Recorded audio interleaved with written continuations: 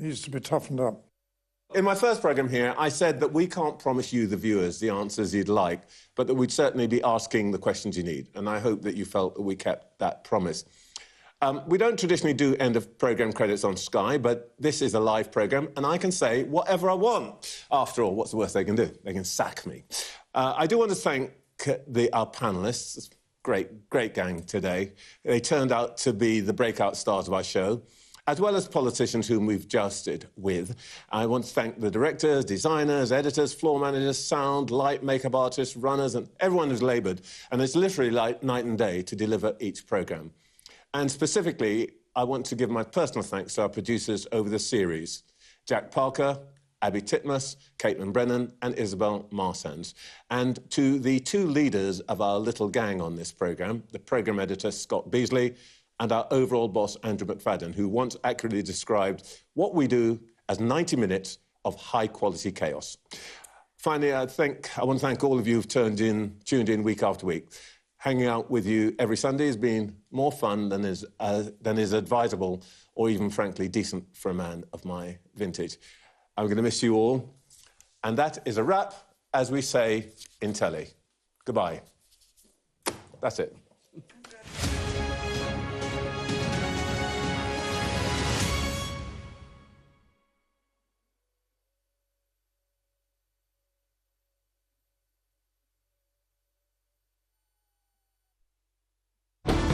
Jubilation in the streets, while some emotional.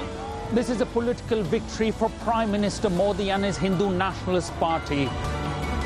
I'm Neville Lazarus and I'm Sky's reporter based in Delhi. Companies like these are helping India in its trajectory to be a serious player in space exploration.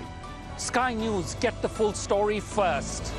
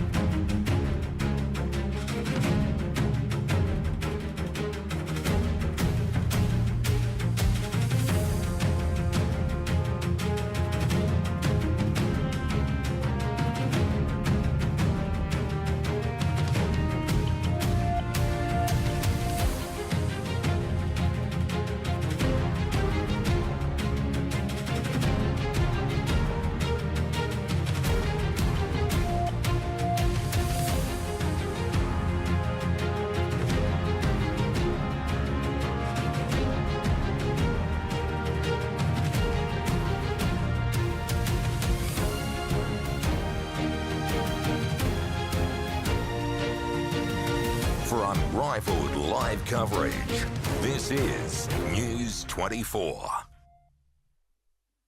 Hello and welcome to News24 and your new era of news.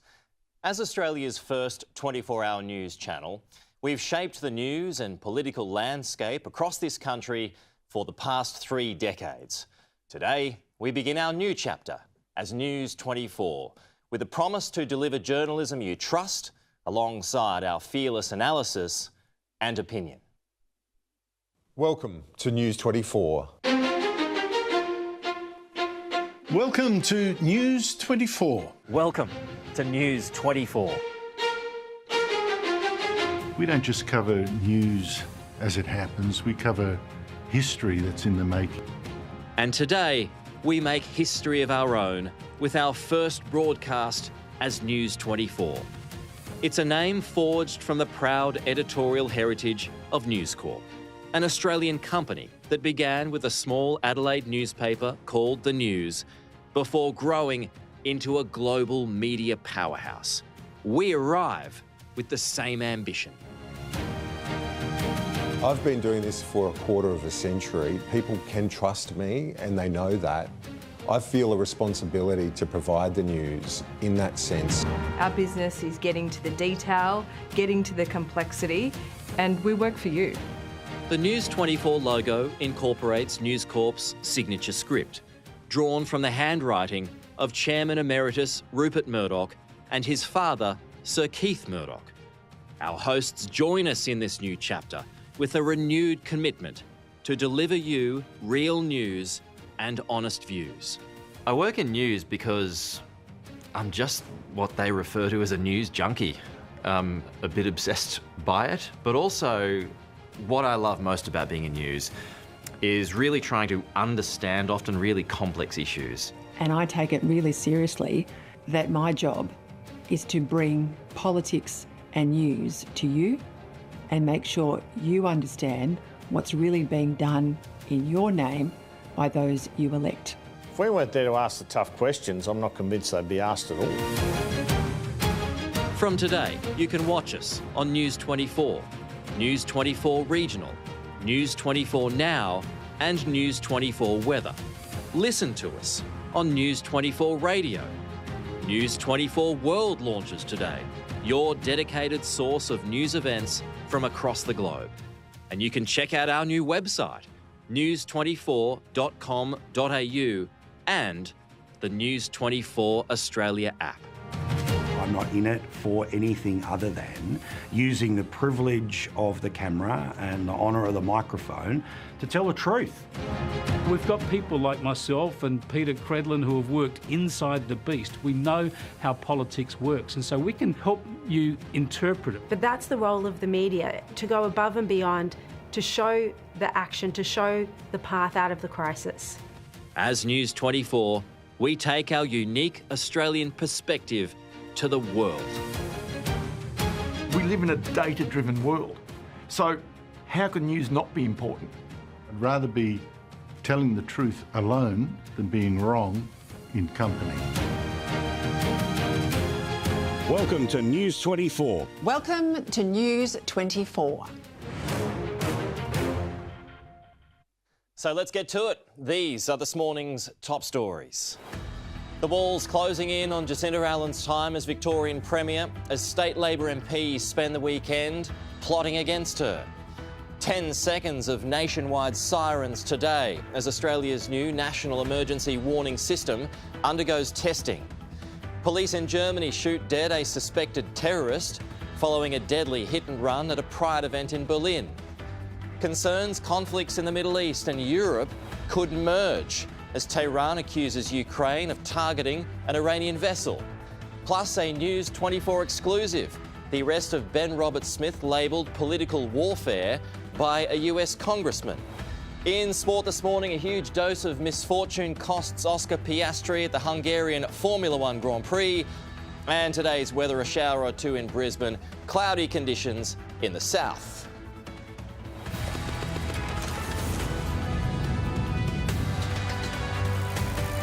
Live with Peter Stefanovic, this is First Edition.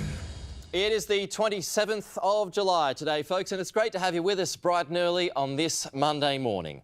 News24 understands Victorian Premier Jacinda Ardern has been informed by factional conveners that she no longer has the majority support of her party, Crisis talks were held last night over the future of her leadership. Live to Jack Nyhoff in Melbourne. He's at State Parliament for us. Jack, good morning. Will the Premier resign? Pete, that is a question that Victoria's Premier Jacinta Allen is right now in this moment contemplating herself. She had previously told supporters that she would not resign, and it's unlikely she would do so unless a leadership contender was from her faction. That's the factional socialist left. She is this morning in her Bendigo electorate as her fellow MPs work the numbers. News24 understanding that last night she received a phone call from factional conveners informing her that they no longer believe she was the person to lead the Labor Party to the November state election. Now, if that leadership spill was to transpire tomorrow at a caucus meeting when Parliament returns after the winter break, Ben Carroll would be a likely contender for the leadership position. He is the leader of the factional right of the party and Victoria's Deputy Premier. But a senior Labor source has told News24 overnight that Carroll is too close to the Premier, some MPs believe, and carries baggage following the failure to land the teachers' EBA and the VCE controversy. Now, Ben Carroll himself had previously ruled out a run for the leadership in this somewhat awkward exchange. Are you going to ask her to step aside? No. Can you look her in the eye and say that? I can look you in the eye and say that, Premier. Now, it is understood as we go to air this morning that there isn't cross-factional support for any, or cross-factional consensus for any particular MPs to run for that leadership. But News24 understands that one plan under consideration would see Ben Carroll as the leader of the Labor Party in a deal that would see a member of Jacinta Allen's faction, the factional socialist left in Transport Minister Gabrielle Williams, become his deputy. But some MPs also believe that Gabrielle Williams, as the current Transport Minister, remains too close to the big build controversy. Now, yesterday we heard from the Attorney General, Sonia Kilkenny, who dismissed this speculation, saying it was gossip. She has my full support, and this idle gossip doesn't help Victorians. We know Victorians are hurting right now, and that's why Jacinta Allen and our government is focused squarely on supporting Victorians. The latest political resolve monitor really sums up the situation for the Victorian Labor Party this morning. The opposition leader is preferred Premier at 43%, Jacinta Allen on 24%. Jess Wilson, though, the opposition leader, says changing the Labor leader won't do much. While the Premier and her colleagues, the Deputy Premier, has been too focused on themselves, counting numbers over the past month, I've been travelling around this state actually talking to Victorians. They have the opportunity to vote out this bad, corrupt, tired, desperate Labor government.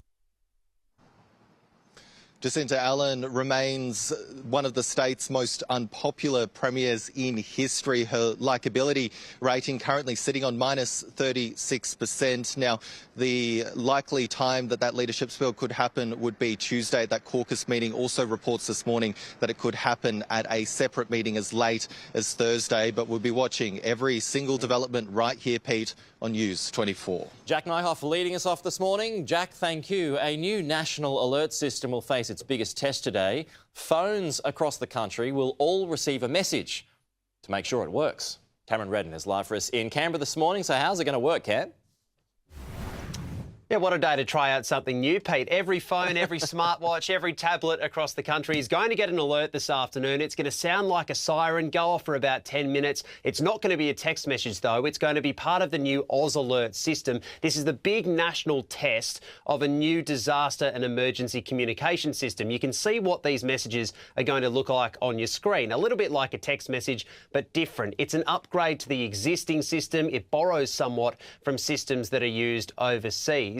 And this is the big national test after an earlier one a couple of weeks ago where there were small suburbs picked out for an initial test. There were a few teething issues with getting the messages sent out, but we're told those have largely been ironed out to this point where the government is confident of a national test. This is simply a test. In an actual event, an Oz alert will tell you what the type of emergency is, where it's located, and how serious it is. And it will also tell you the name of the emergency organisation that has sent it and where to find more information in the case of that emergency. These test messages will be sent out at around 2 p.m. Eastern Time, or at these times that you can see across the country on your screen. Pete, it will all be operational, we're told, from October 1, presuming that this test all goes well. The government also says if you don't want to receive this message, then you can turn your phone onto aeroplane mode for the few minutes either side. But barring any disasters of this particular nature, everyone should get that message at 2 o'clock this afternoon. OK, Cameron Redden, thank you. Overseas now, a man suspected of ramming a car into a pride parade in Germany's capital has been shot dead in a police operation. A manhunt had been underway for the suspect after he allegedly drove a minivan into a crowd of people gathered for a pride event on the weekend, killing one and injuring 29 others. Authorities had identified the possible suspect as Abdul Balut, a 21-year-old known to police for having links to the Islamist scene. In a post on X, Berlin police say, according to current findings, he's said to have rushed toward our emergency forces with a stabbing weapon, after which police firearms were used. That's the post. Despite immediate resuscitation measures, he died at the scene. Germany's Chancellor has labelled the attack as an Islamist terrorist attack, promising to not let the event divide the nation. We will not allow this poison of terrorism, this poison that threatens our freedom, to continue to spread throughout our society. Regardless of any party political differences of opinion, we will defend the freedom of our society. Everyone can count on that. There are more of us, we are stronger, and we stand together in our country. Iran has threatened to widen the war into a conflict with Ukraine after accusing it of killing a sailor. Live to our Washington correspondent Jonathan Kersley for the latest on this. Jono, there might be a lull in the fighting between the US and Iran, but the tension is still incredibly high in the region. Very high in the region indeed. The United States has not launched strikes on Iran for the past couple of days, despite 13 consecutive days of action as Donald Trump tries to give diplomacy a chance. But what we've heard from Iran over the course of the last hour or so is fury from Foreign Minister Sayed Abbas Araghchi, who is claiming that Ukraine has killed a sailor in the Caspian Sea. This is what he posted to social media a short time ago, saying Zelensky has attacked an Iranian commercial vessel, killing a sailor. A blatant UN Charter violation done at Israel's behest to drag Europe into its war. In calls with the EU High Rep Kallas and Russian Foreign Minister Sergei Lavrov, it was made clear that what the freeloader in Kyiv did cannot go unanswered. That last past in caps, a clear message from Iran that it is prepared to widen this conflict and is furious about what it calls a violation of the UN Charter by Ukraine. When it comes to the Middle East, as I mentioned, the United States has wound back strikes over the course of the last couple of days. The Iranian Foreign Ministry office confirming a short time ago that there continue to be messages exchanged between Tehran and Washington, D.C., even here on this Sunday. President Trump wanting to give diplomacy a chance, according to his UN ambassador, Mike Waltz, who was on NBC's Meet the Press earlier today. One of the concerns that has been raised about the United States deciding to scale back the military action for now, even though more military movements are on the way to the Middle East, is a concern about the depletion of various elements of armed material that the United States has, missiles and interceptors. The US ambassador to the United Nations, Mike Waltz, was asked about this very issue earlier today. The U.S. military, and I've verified this every which way, has everything that it needs to conduct this campaign as effectively as it needs to be. And I have to tell you, the people that are leaking this nonsense deserve to be in jail. Pete, interesting, Israeli Prime Minister Benjamin Netanyahu is going to be on his way here to Washington, D.C. tomorrow for a meeting at the White House with President Trump. on Tuesday local time, and we'll bring you coverage of that here on News 24 from down at the White House when that crucial talk takes place. The Israeli Prime Minister has been keen to get some of his views across to the American public here today, speaking on Fox News a couple of hours ago with a warning for Iran about what Israel could do if Iran decides to step up the conflict with Benjamin Netanyahu's country.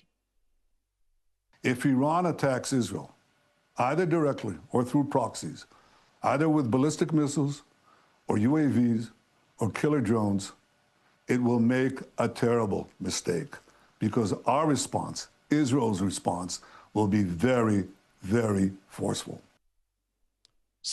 So, Pete, while the eyes are on the talks on diplomacy between the United States and Iran through those mediators, President Trump had said only yesterday he was prepared to go back to full-scale conflict if he thought it was necessary, and he didn't get what he wanted. All right, Jonathan Kersley with the latest out of Washington. Jono, we'll talk to you next hour. Coming up after the break, 3 people killed as wildfires rage in parts of Europe.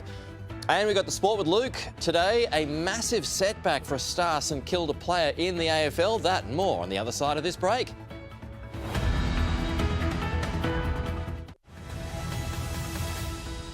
You're watching First Edition, folks. Thanks for your company. Well, Hobart could soon become the first Australian capital to give public land back to the local Aboriginal community.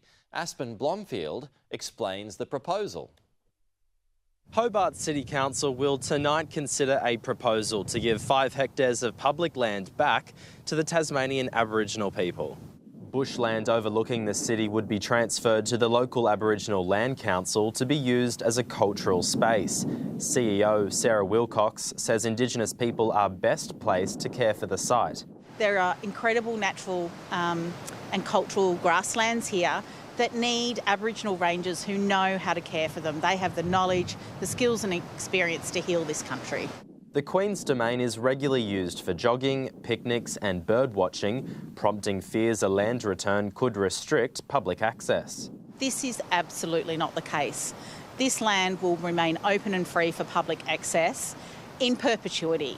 This is quite a small portion, but a really important part of the domain and a really incredible opportunity to have a place to celebrate and display and talk about the traditional people of this place. Land returns are extremely rare at a local government level.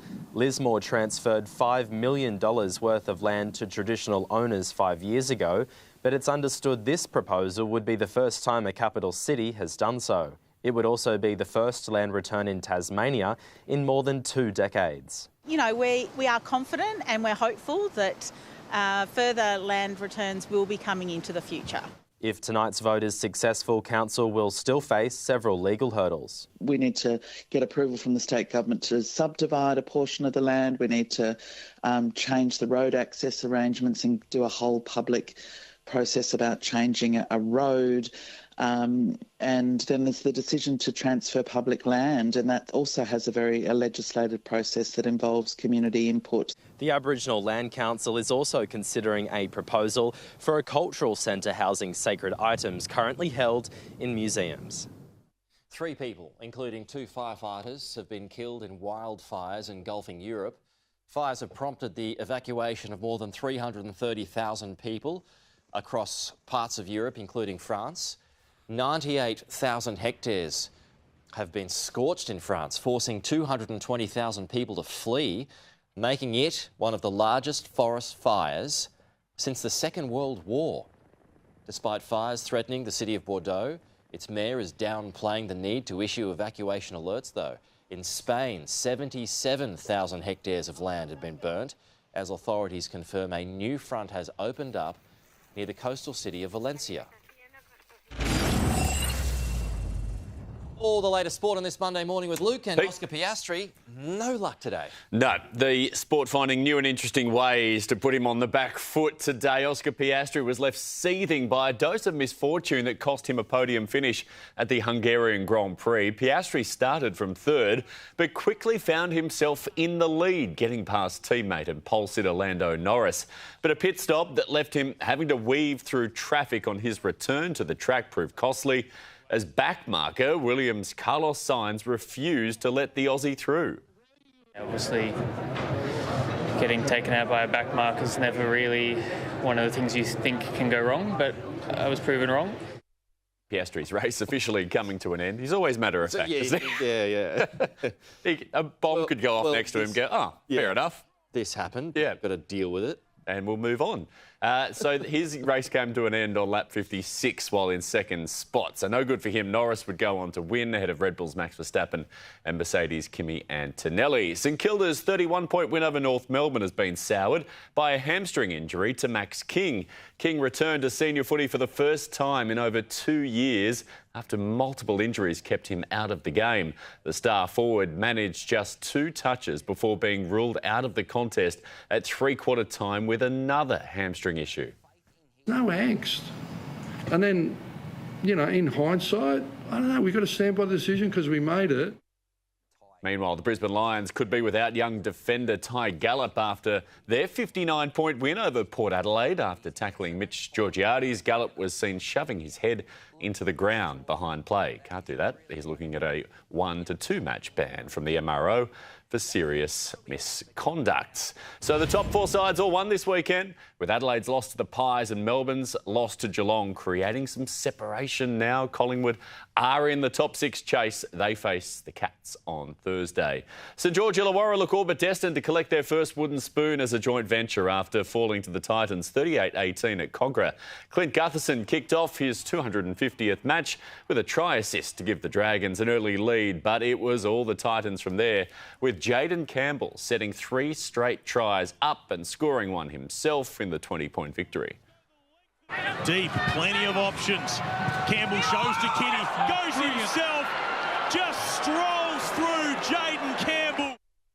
Having a resurgence for at least a couple of games today, the Dragons. And then back to normal service. If you get the wooden spoon on a season where the Tigers are going not too well as well, that just shows you. Manly, after the great start under Kieran Foran, they have now lost 4 straight, hammered 48-12 by Cronulla. This is how the ladder looks, Pete, for your Monday morning. Seagulls now sit 4 points outside the top 8. Following those defeats, Ben Trebojevic, he copped his second head knock in just 3 weeks as well, so he could be set for a spell.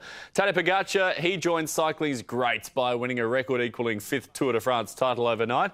He finished a whopping 6 minutes and 26 seconds clear of the field, and even tried to claim the largely ceremonial final stage as well. That honour went to the Dutchman, Mathieu van der Poel. Only 4 other riders in the history of the sport have won Le Tour 5 times, so he's in rare air, Peter. Tim Zhu, he's keen for another world title shot. He is back. He defeated American Errol Spence Jr. in their mega fight in Sydney yesterday, so now he's eyeing off another world title shot and trying to do it in a different weight class as well. So all the reports of Tim Zhu's demise seem to have been a little premature, but we wait and see. So I'm putting you on the spot here.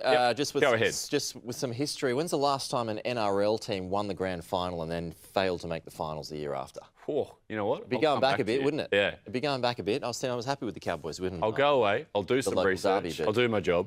But the post-mortem is going to be an interesting one there. At the Dragon? At the Broncos. At the Broncos, yeah. Look, there are some reports that, I mean, it's always hard to go back to back to back, isn't it? I mean, the Panthers did it. Going. Yeah. The Panthers were rare air. Well, that's Michael Maguire's got a massive job on his hands. Yeah. That's the speculation and the attention on the Broncos as a one-club town. Big. Yeah. I mean, again, like, good point. It highlights the success of the Panthers, and they're going to be in it again this year. I'll come back to you. Good one, Luke. All right, coming up after the break, the suspect in the car ramming at a Berlin Pride festival, shot dead by police. We've got the latest details on that coming ahead. Plus, pressure mounts on the Victorian Premier as state Labor MPs call a meeting to push for a leadership spill. This is News24. You are with First Edition on this Monday morning, and we'll be right back. You're watching First Edition, folks. Thanks for your company this Monday morning. Well, there are renewed leadership rumblings around the Victorian Premier, Jacinta Allen. A number of Labor's factional figures called a meeting last night to discuss her future as party leader. According to the Herald Sun today, a number of MPs say the Premier has lost the support of the party room. It's unclear if a leadership challenge will eventuate, as some of Jacinta Allen's closest allies say, quote, the numbers aren't there. So while there might be some sort of push, whether it eventuates, we're not sure about that. It's not clear, but it's a long week ahead. Australia's new emergency warning system will be trialled today. Oz Alert is designed to deliver alerts during emergencies and natural disasters. So, phones will sound an alarm at 2 p.m. Eastern Standard Time for about 10 seconds today. Tomorrow at 2 p.m. Eastern Standard Time, the Australian Government will be sending an Oz Alert notification out nationally. The critical alert will be used in this national test. Compatible mobile devices will vibrate and make a siren-like warning that will last for around 10 seconds. Devices will vibrate or make sound even in the silent or do not disturb settings. So that was said yesterday by the Minister when she referred to tomorrow. That doesn't mean tomorrow, that means today. So just to clarify that, it is today at 2 p.m, folks. Oz Alert will replace the current national warning system from October.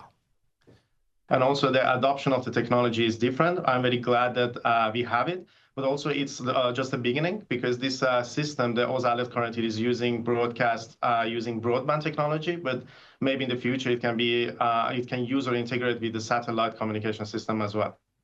A man suspected of ramming a car into a pride parade in Germany's capital of Berlin has been shot dead in a police operation. Fred Pleitgen has more.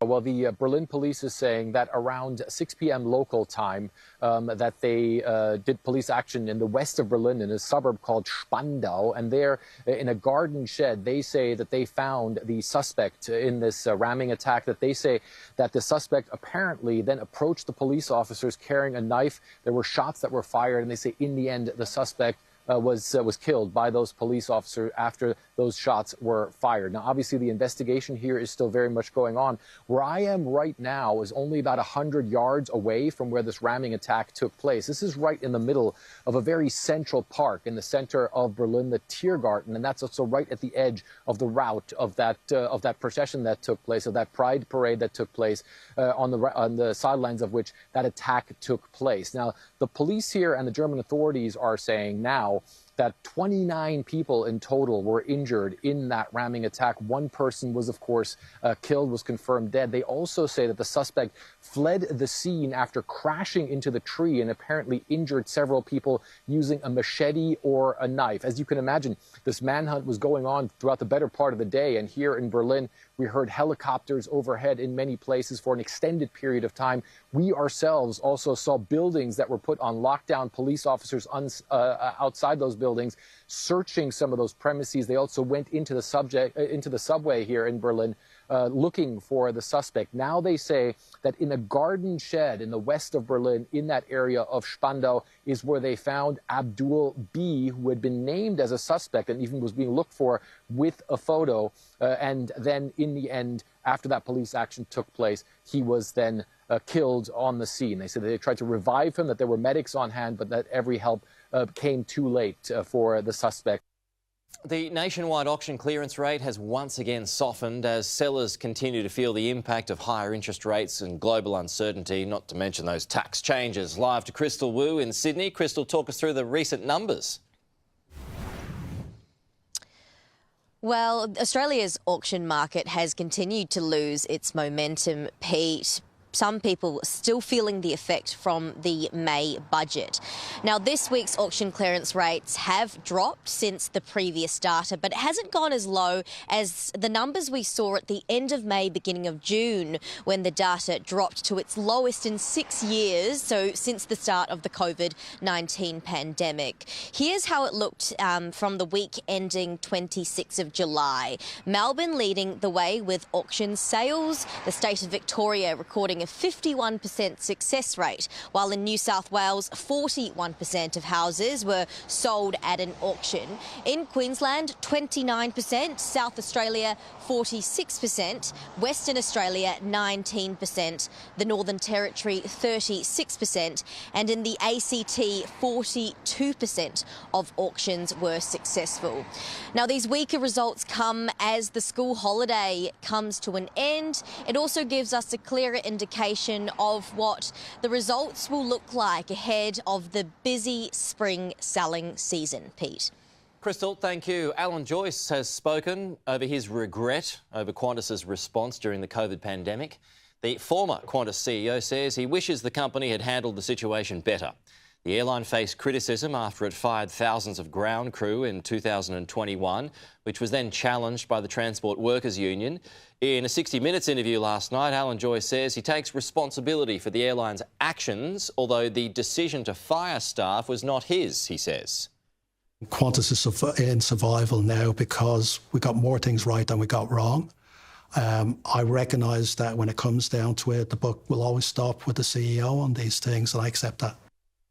All right, let's get some weather on this Monday morning. Rob Sharp, hello to you. So it looks like a beautiful day for much of the country. So where is it frosty today? Yeah, frosty over the eastern parts and the centre of the country for this morning. Beautiful weather through the weekend for much of the country again, Pete. Partly cloudy skies down south, but that led to a beautiful sunset in Tasmania. But you can see we've just got this one little low and front moving across the south, bringing a little bit of cloud and a few showers on parts of the east coast for today. But as you can see, a frosty start. Alice Springs, I believe that's the coldest morning of the season so far, down at -2, and a chilly one for the eastern inland, where quite a few spots were frosty this morning too. But there's the chance of a couple of showers around for today. Far northern Queensland, a touch on the east coast, and maybe a shower too for Brizzy and the Gold Coast, and a couple of showers along the southern coastline of Western Australia and the northern coastline of Tasmania today. What about the alpine areas, the snow? Is there much fallen, Rob? Yeah, it was a fairly dry weekend for the Alps again. It was a little bit of wet weather in the forecast for some spots. So we'll start in the east, where you can see some showers in far northern Queensland and for the southeast of Queensland for today, and then again returning at the end of the week. But overall, through the next 7 days, there's not that much in it, as you can see. 10 millimetres for the Gold and Sunshine Coast, and some spots seeing more than 50 millimetres, particularly around Innisfail and Tully, again for the coming week. So that's a bit wetter than usual for this time of the year. But for the southeast, you can see fairly dry for today, but showers will come in with our next front and trough that will roll through the southeast tomorrow and then into Wednesday. Dropping temperatures, bring showers, some blustery winds, but no severe weather, I don't think, coming out of this system. It's a pretty classic cold front for this time of the year. Anywhere in the green, more than 15 millimetres over the next 4 days, but as you can see, many areas in the brown looking at less than 10 millimetres. Now, to the temperatures, and they are going to be cool for today, but becoming a fair bit colder by the time we get to Wednesday as that system moves through. And therefore, answering your question, we're looking at a bit of snow coming through as well. So right now it looks pretty lovely across the alpine areas, but a bit of snow, maybe 10 centimetres for most of the alpine terrain coming through Tuesday into Wednesday. Pete? That's something. Yeah. Better than nothing. Rob Sharp, thank you. Coming up, a US congressman and former Special Forces soldier speaks exclusively to News24 to weigh in on the arrest of Ben Roberts-Smith. What's he had to say? Well, stick around and we'll tell you.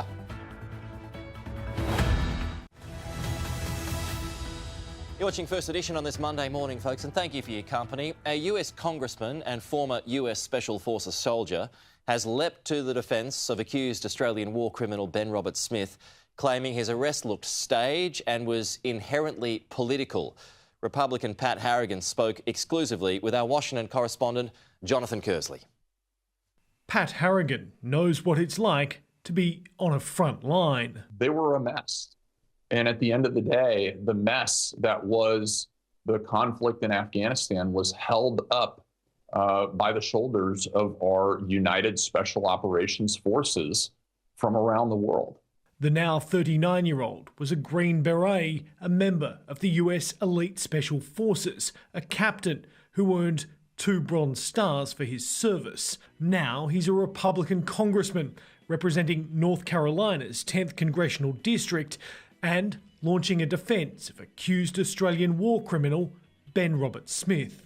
Parading Ben in front of a bunch of media cameras as he gets off an airplane in an airport reeks of political interference, political witch hunt, and politicians trying to score political points. I think this is one of the key clues to tell everybody that this was staged and that this was intentional. And when it's staged and intentional, it's inherently political. That's where people have to take a step back here and look at the big picture. Roberts-Smith was arrested after getting off a flight at Sydney Airport in April. He faces 5 allegations of the war crime of murder, that he killed unarmed Afghan nationals between 2009 and 2012. The VC recipient has long denied allegations of wrongdoing. The congressman accuses those investigating Robert Smith of orchestrating political warfare. I've talked to many people in Australia who are very familiar with this, very senior members of the Australian Special Forces, the Australian government, that are not sure at all that Ben is actually the one responsible for this. That's a problem. It's just beyond me that the government of Australia would do this in the first place, and then it would do it in this way. Congressman Harrigan offers little evidence of what he calls a political witch hunt and says he has never met or spoken with Robert Smith.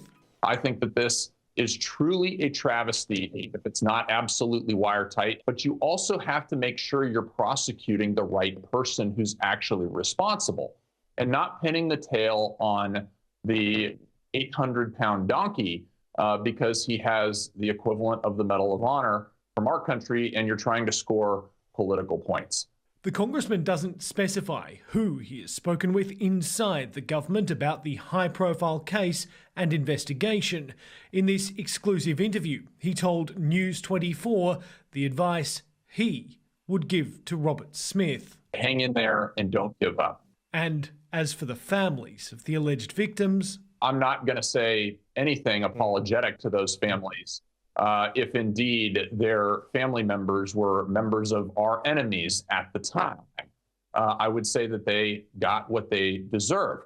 However, if there are actually war crimes that have happened, obviously that's wrong. The congressman has put forward a resolution to the US House criticising what he calls heavily politicised official inquiries relating to the Afghanistan conflict, leading to unwarranted investigations influenced by domestic politics. Congressman Harrigan says his defence of Robert Smith is much more than the case itself. His worry is if soldiers are prosecuted years after their service, then it could lead to others not wanting to join the Special Forces and defend their country. At the same time, he agrees prosecutors have a right to prosecute, but in his view, it should be done quietly, away from the public eye. Congressman, isn't it up to prosecutors to ultimately decide whether or not they have the proof to pursue a case? Ultimately, it is up to prosecutors, but you have to understand that politics is involved here. It always is involved here. If our special operators are concerned that their governments are going to prosecute them willy-nilly when things become politically inconvenient, they will not sign up for the job. What's a willy-nilly investigation and what is a legitimate investigation then? Well, I certainly think one that's 20 years down the road is seemingly like a willy-nilly investigation. I also think one where very clearly you're trying to drive a political end is a willy-nilly investigation. Jonathan Kersley, News24, Washington, D.C. Well, the Wolves appear to be circling around the Victorian Premier Jacinta Allen as speculation mounts over a potential leadership spill that could come as early as tomorrow, following months of dire polling. Joining us live this morning is Victorian Senator and the Deputy Liberal Leader, Jane Hume, who also happens to be our first guest here on News24. So congratulations to you, Jane Hume. welcome to the show today. So back on Jacinta Allen, do you sense she's on borrowed time? I think we've been sensing that Jacinta Allen has been on borrowed time for a very long time. I'm not entirely sure that Jacinta Allen would agree with that. It sounds like that she is digging her heels in. But let's be clear, what's happening right now is while my state, my failed state, has descended into economic chaos, while we have the highest unemployment rate around the country, while our economy has tanked, our inflation rates are too high, our growth rates are too slow, and businesses are shutting their doors every single day, while crime is running out of control, there are fire bombings of illicit tobacco stores, while Victorians are frightened in their own homes and their own streets, this is the Labor Party talking about themselves. There really is only one solution to this problem, and that happens on November the 28th this year, when Victorians will have their opportunity to vote this terrible, corrupt, failed government out. and start again with a fresh start with Jess Wilson. Does a Ben Carroll premiership trouble the opposition leader at all? Change the game? Ben Carroll's been part of that Labor group since 2012. He's been a member of the cabinet since 2017.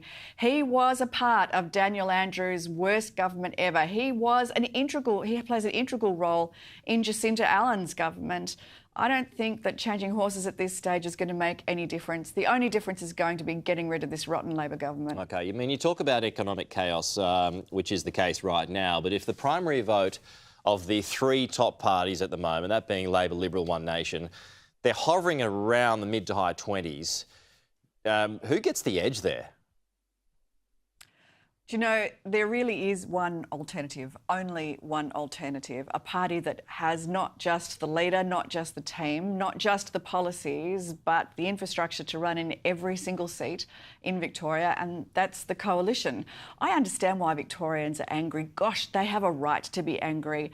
Our state has been left so far behind the rest of the country, and the rest of the country isn't doing so well either. This has been a really tough time for Victorians, and they are taking out their baseball bats. They're out there with torches and pitchforks. But the only solution to change the government is to vote Liberal National Coalition. Sure, but it all sounds like it could well be kind of hodgepodge formulations, though, to get in power, if you know what I mean. So wouldn't that just lead to more economic chaos or more chaos more broadly?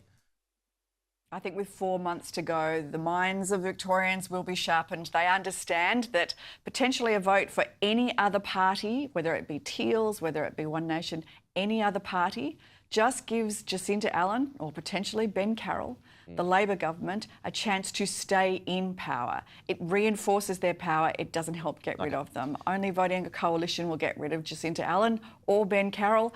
This rotten Labor government, whoever they are. OK, to federal matters, Jane, the fuel excise, it returns to normal this weekend, so fuel is going to jump another 16 cents. That's on top of fuel that's already rising at the bowser at the moment. Should the excise cut be delayed? Well, this is a decision for the government to make, but it must also make the case to do so. Cutting the fuel excise is a very expensive exercise, there's no doubt about that, but there are so many Victorians that are doing it tough, Australians that are doing it tough right now. I could understand why that extra cost at the bowser could well be the straw that breaks the camel's back. When they've seen inflation going up too far and too fast, interest rates going up, rents, electricity, insurance costs going up, potentially those fuel costs could be the one thing that makes a business close its doors. But it's up to the government to demonstrate whether there is a trade-off here to be made, whether that cost, that additional pressure to the budget, a budget that's already been blown out of the water only a couple of months away from when it was delivered, whether the budget can afford an additional hit in exchange for a few cents off the bowser for those people that really desperately need it. So can we afford it? Well, that's a good question. I don't even know what the budget looks like these days, Pete, to tell you the truth.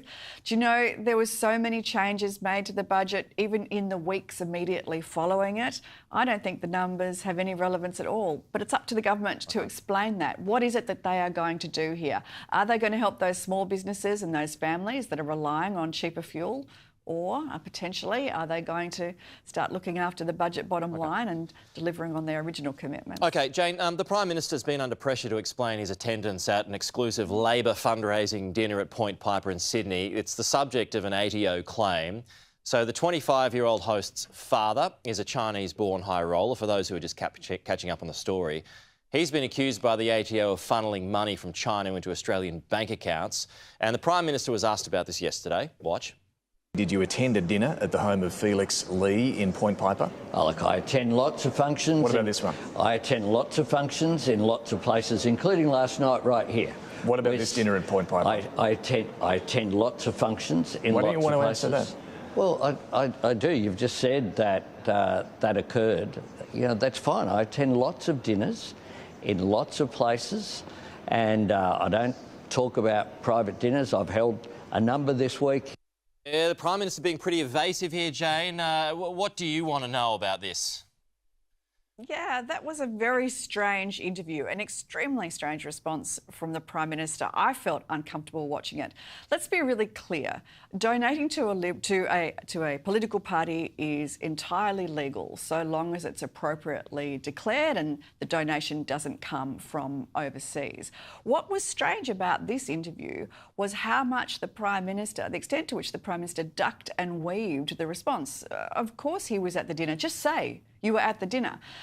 The one question that wasn't answered, though, was why there was a $1 million donation in exchange for just attending the dinner from the host.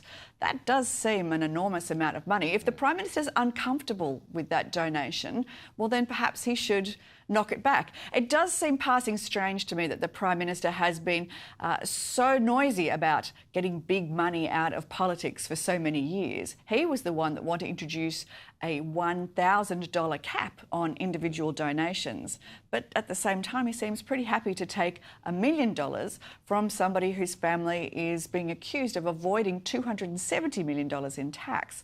This does seem a little inconsistent. It's up to the Prime Minister to explain why. Well, I mean, he didn't explain much. He said that man under question wasn't there, but that was about it. Just a final one here, Jane. This Oz Alert alarm that's going off today, you got any issues about that?